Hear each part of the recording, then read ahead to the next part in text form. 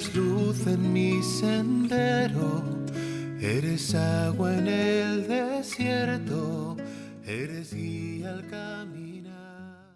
Un saludo muy afectuoso, amigos y amigas de Radio Columbia, de Radio Fides, de la página liturgo.org y de la página que se llama Liturgo en YouTube. Mi querido amigo Mauricio Fernández Rojas, diácono de esta iglesia de San José, un abrazo muy afectuoso en este tiempo de preparación a la Navidad, ya inminente. Ahora sí estamos en el cuarto domingo, ahora es un tobogancito de pocos días. Saludos en Jesucristo, amigo y Señor nuestro, igualmente, ya casi, pero aún no. El gran asunto es si realmente hemos aprovechado el tiempo de Adviento para entrar en esa continua conversión que nos llama el Señor, en esa intimidad con Él, y ver si estamos procurando a Él. Claro, porque sobre todo el gran problema con el Adviento para nosotros es que muchas veces aparece como un tiempo en el que, bueno, entre que las fiestas y las celebraciones y las músicas en los parques y las compras y la locura entera, y además otros acontecimientos, por ejemplo en la iglesia, pues los cambios de los curas que son normalmente en este tiempo y que desconciertan mucho a las personas y a nosotros también, porque uno deja de estar donde estaba para empezar a estar en otra parte. No, y si hemos venido viendo las figuras, primero de los profetas, luego Juan Bautista, y hoy aterrizamos de acuerdo al texto de Mateo, en dos grandes figuras. Claro. O sea, porque no hay que obviar, bueno, creo que me estoy adelantando al texto, pero no hay que obviar que sin José no hay Mesías. No hay Mesías. No hay Mesías. No hay Mesías. Y es que es importante también darse cuenta de que el Adviento tiene tres figuras fundamentales. Isaías, Juan Bautista, y ahora, por lo menos en este ciclo, en el A, cuando Mateo es el que rige, ahí tenemos un binomio perfecto. Es como una medalla de doble cara. La medalla tiene una cara que es María Santísima, que aporta lo suyo, y del otro lado José, que aporta también lo que le corresponde. Y eso es lo que hablará del Evangelio y también la primera lectura. Y entremos en materia para que nos alcance el tiempo, claro. Porque me han dicho que a veces nos vamos por ahí, por las nos ramas. Perdemos, muy bonito todo, y al final la gente dice, ajá. ¿Y qué? ¿Y qué sigue? No, ya no hay nada, pues ya no hay más tiempo. Pero eso es bueno, dejamos muchas preguntas abiertas. Creo que ese es el sentido de estas interpretaciones. Bien, dice Mateo, la comunidad de Mateo para el día de hoy. La generación de Jesucristo fue de esta manera. María, su madre, estaba desposada con José y antes de vivir juntos resultó que ella esperaba un hijo por obra del Espíritu Santo. José, su esposo, como era justo y no quería difamarla, decidió repudiarla en privado. Pero apenas había tomado esta resolución, se le apareció en sueños un ángel del Señor que le dijo, José, hijo de David, no temas acoger a María, tu mujer, porque la criatura que hay en ella viene del Espíritu Santo. Dará a luz un hijo y tú le pondrás por nombre Jesús, porque él salvará a su pueblo de sus pecados. Todo esto sucedió para que se cumpliese lo que había dicho el Señor por medio del profeta. Miren, la Virgen concebirá y dará a luz un hijo y le pondrán por nombre Emmanuel, que significa Dios con nosotros. Cuando José se despertó, hizo lo que le había mandado el ángel del Señor y acogió a su mujer. Hablemos del binomio, porque Lucas hace un gran énfasis y Lucas utiliza también el binomio. Lo hace en la figura de Zacarías y después con María. Uh-huh. Porque lo mismo que llega a decirle a María es lo que le acaba de decir a Zacarías unos meses atrás. Uh-huh. Lo que pasa es que las reacciones son diferentes. La reacción de Zacarías es una reacción sacerdotal, digámoslo así. Completa y enteramente. Displicente. Y bueno, aclárenme un poquito esto, porque ya yo soy un viejo. Burlesca es la palabra. Sí, es como ridiculizando casi al punto de que el ángel se cabrea. Tiene que plantarse y decirle, mire, yo asisto al trono de Dios, no me venga con vainas. Y por eso sale mudo, se quedaron sin bendición ese día. El profeta se cayó por su propia incredulidad. Pero sí es interesante el binomio de Mateo, porque si la trascendencia de María es incuestionable, porque ella es la que le da la carne y la sangre, los huesos, la piel, todos los órganos vitales al niño que se gesta en sus entrañas, también es cierto que José aporta otra cosa. El texto sagrado lo dice con mucha belleza, dice, primero que todo para mí la frase clave es cuando el ángel le dice, José, hijo de David. Es decir, perdón, José, lo importante tuyo son tus ancestros. Tu historia. Tu historia es lo que está aportando aquí un elemento importante. José, hijo de David. Y ya no temas recibir a tu esposa, porque lo que ha sido engendrado en ella proviene del Espíritu Santo. Y vienen las dos tareas. Ella dará a luz un hijo, es decir, ella lo gestó en sus entrañas, concebido por obra del Espíritu Santo, lo formó, le dio la carne, la sangre, etcétera, que ya dijimos. Ella dará a luz ese hijo, a quien tú pondrás el nombre de Jesús. Es decir, ese niño que nace expósito, ¿verdad? Nace sin una familia, ese hijo, ella dará a luz un hijo. Tú le pondrás el nombre de Jesús. Eso le da a José una enorme responsabilidad. Tiene que integrar al niño en su propia genealogía. Tiene que hacerlo su hijo. A pesar de que sabemos muy bien, ya lo dijo Mateo mismo en versos atrás, el niño no fue concebido por José, es concebido por María, por obra del Espíritu Santo, pero a José le corresponde esa tarea fundamental de darle al niño Historia. Sí. De darle historia, Claro. que es fundamental para el pueblo hebreo. Claro, y para la humanidad entera. Si siempre hemos sido muy recurrentes en ese asunto de quién sos hijo y cuál es tu familia y de dónde venís y dónde naciste. Pero eso se está perdiendo, Álvaro. Es que están tantas las cosas que se están perdiendo. Eso mi se está querido perdiendo Mauricio. y ya cada vez menos. Bueno, tú y yo lo sabemos porque cuando nos preguntaron que si alguien había tenido cáncer en nuestra familia, Claro. tuvimos que hacer una revisión hasta no sé cuántas generaciones llegaste tú. Claro. O sea, yo soy el primero que tengo cáncer en ambas familias. De veras. Así, entonces yo sabía que me iba a morir probablemente, o del corazón o un derrame cerebral, porque era lo que se morían las dos ramas de mi familia. Y esa parte de la historia hay que verla ahora dentro de lo que Jesús nos da, que es historia de salvación. Claro, porque Es lo historia importante, de salvación. lo importante aquí, además de esa historia fisiológica, es el papel que puedo desarrollar. Porque claro, el mismo Mateo dice que eso sucedió para que se cumpliera lo que el Señor le había anunciado por el profeta. La Virgen concebirá y dará a luz un hijo. La Virgen concebirá y dará a luz un hijo. ¿Eso dónde está? Pues está en Isaías 7:14, 7:10-14, que es el texto que se lee hoy como primera lectura. Y tal vez hacer una anotación para los que les gusta también estudiar. La expresión virgen sí aparece, pero aparece en el texto hebreo de la traducción de los 70. Claro, no aparece en el texto con la palabra partenos. virgen. Sí, virgen. Estrictamente una mujer que no ha tenido relaciones sexuales con un hombre. A mí, personalmente, me encanta la versión hebrea que habla de doncella, porque la doncella implica a alguien que, aunque no ha tenido ningún tipo de relación, sí mantiene un vínculo con alguien. El compromiso. El compromiso Sí.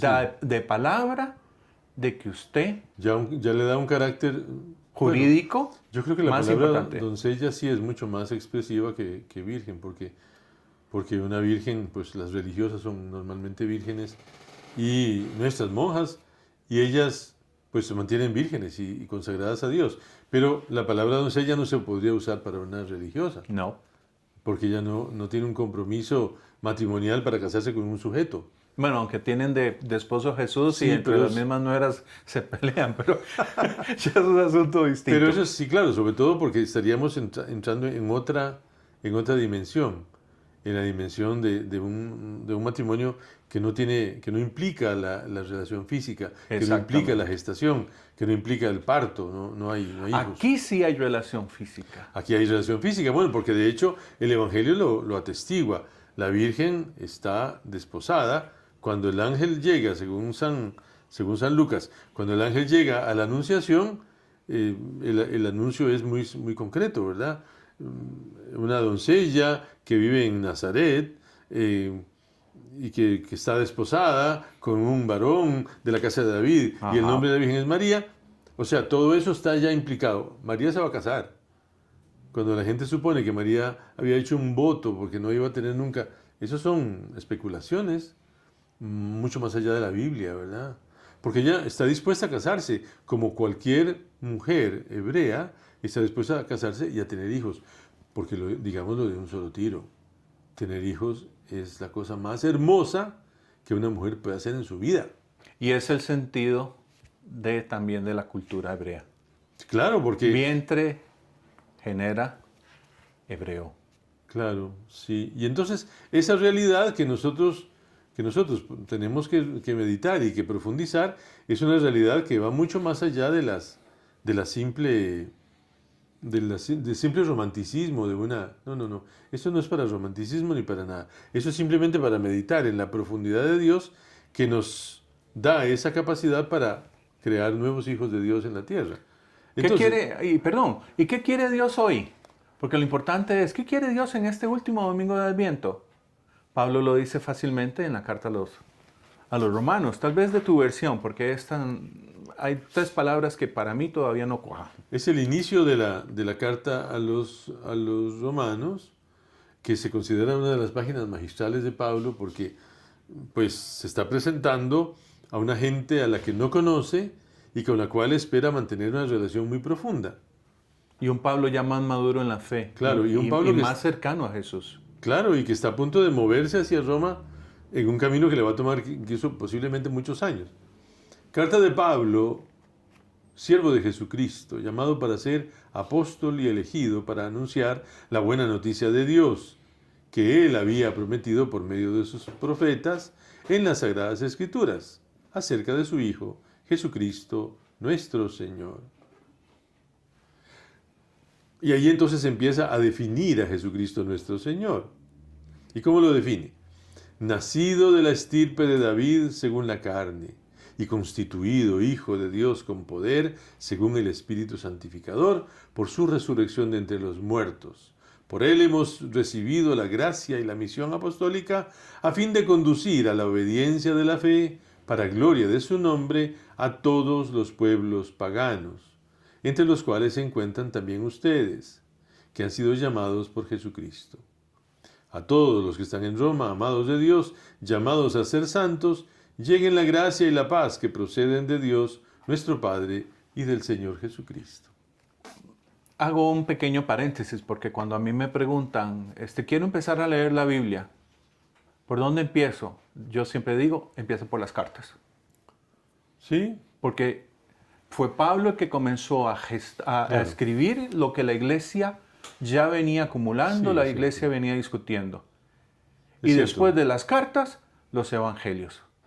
Claro, porque de hecho los evangelios son escritos 20 y 30 años Bastante después de tiempo después. después de las cartas de Pablo. Bueno, tal vez Marcos no, pero Marcos es en todo caso el más escueto y el Bueno, más... por dicha se pelearon esos dos, ¿verdad? Contando el chisme, a los que les gustan los Sí. chismes.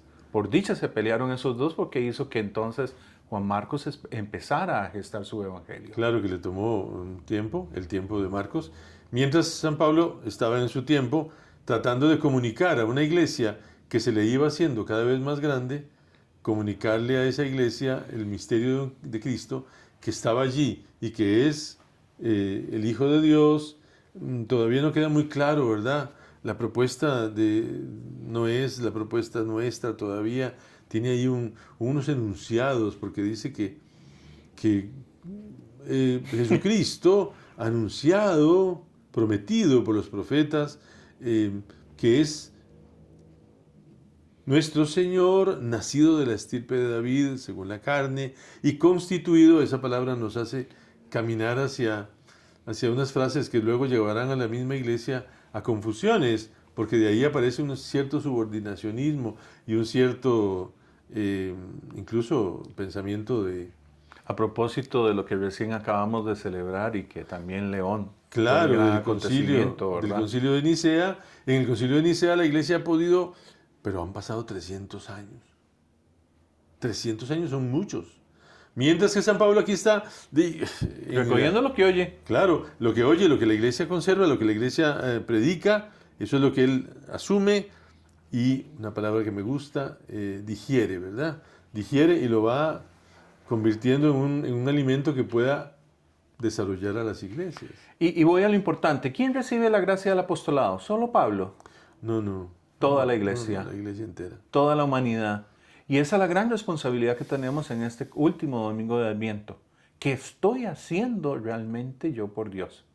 ¿Me estoy dejando? ¿Sigo sumido en mi egoísmo de tener un Dios reservado a mi medida? ¿O estoy dejando que Dios me vaya moldeando y me vaya siendo partícipe de su amor y poder transmitir ese amor a los demás? Claro, y es que lo que es muy, muy importante es también descubrir que ese mosaico de miles de piezas que Dios va armando desde el inicio de la historia hasta llegar al punto de la encarnación, por lo menos, esta figura no es que disminuya la de María, porque no es así.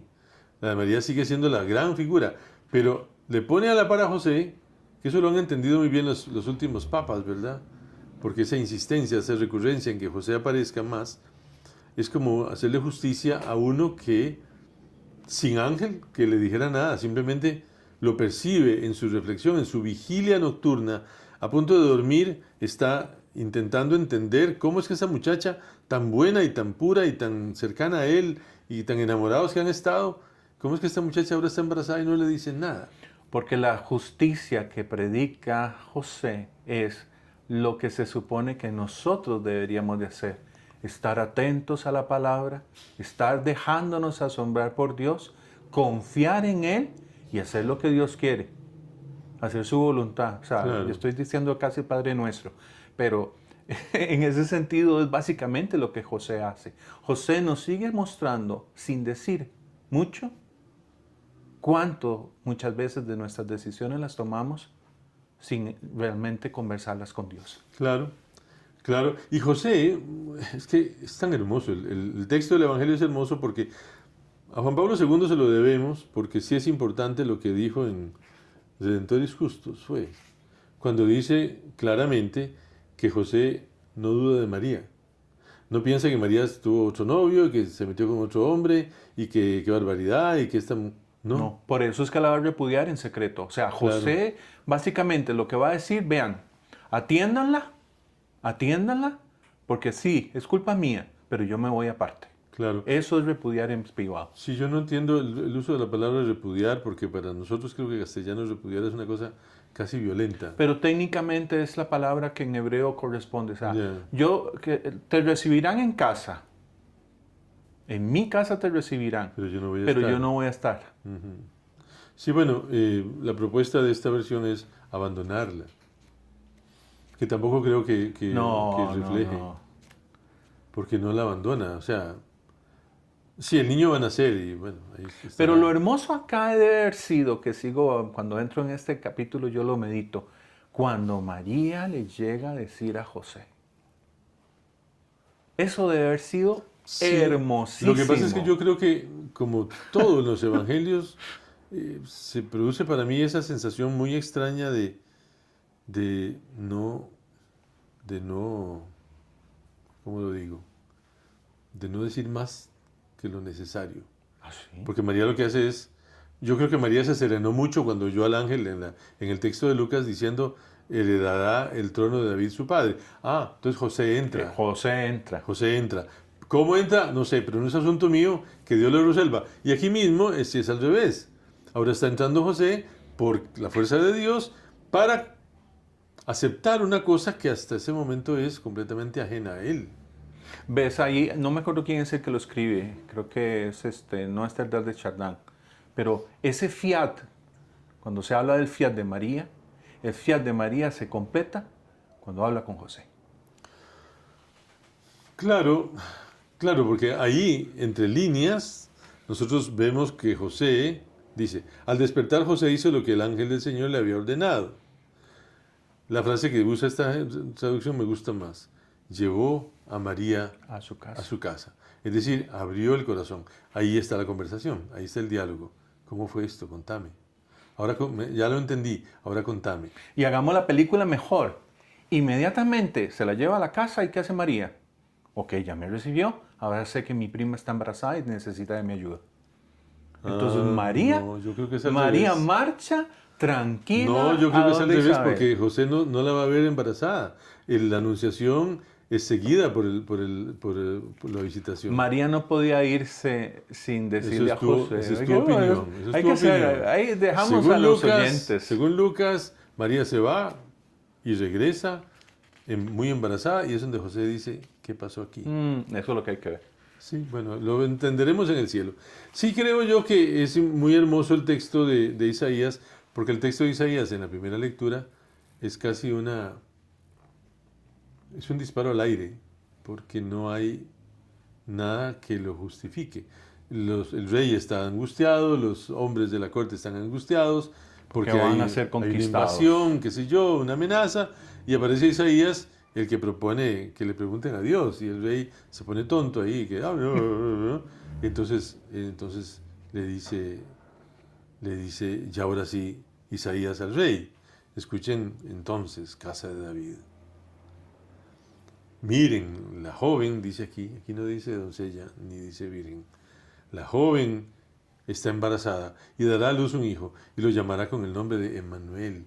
Y después dice cosas, ¿verdad? No, y la invitación a nuestros queridos oyentes y videntes, por decirlo así, a que sigan y tomen el texto completo de ese capítulo. Es maravillosa la esperanza que se transmite, que el profeta transmite a pesar de las circunstancias que está viviendo ese pueblo.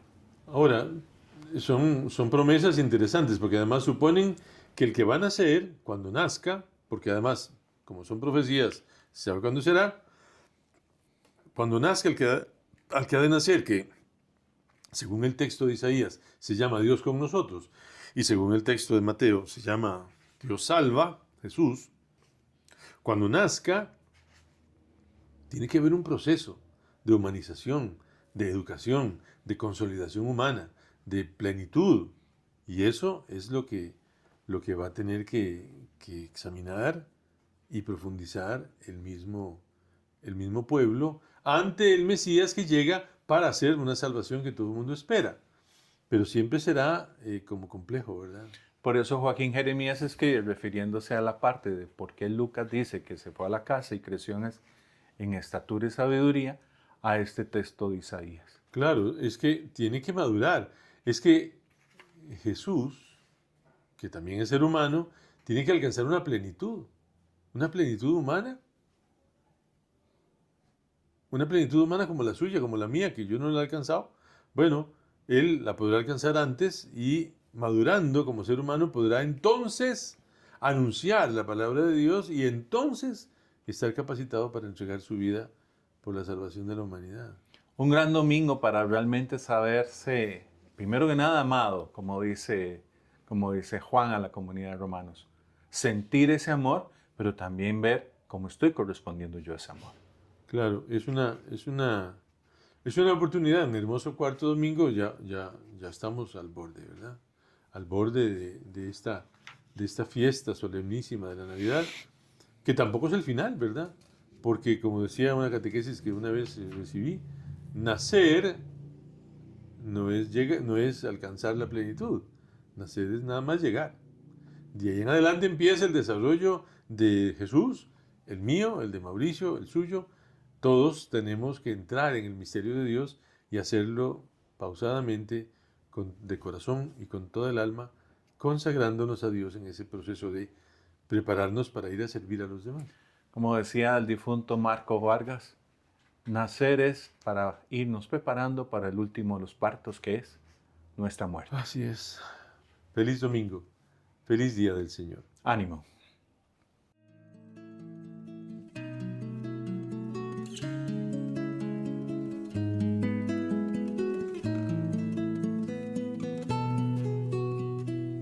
Tú eres luz en mi sendero, eres agua en el desierto, eres guía.